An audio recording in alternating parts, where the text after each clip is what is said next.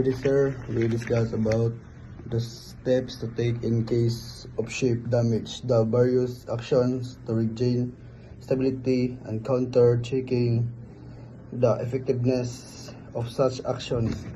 And introduction: ship damage from collision, grounding, or flooding can affect the vessel's stability and safety. Immediate action is needed to protect the ship crew and cargo.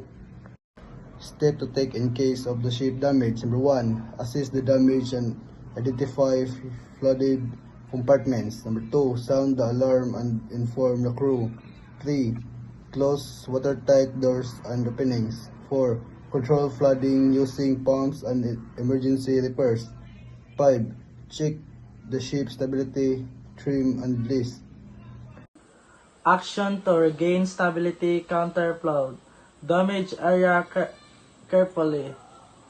Transfer ballast, water or fuel to balance the ship. Third, ship cargo if necessary. Reduce pre-surface effect by filling or empty tank. Counting, checking the effectiveness. First, monitor the ship heel and trim. Second, check draft and flooded compartment regularly. Third, evaluate if stability improves after corrective action.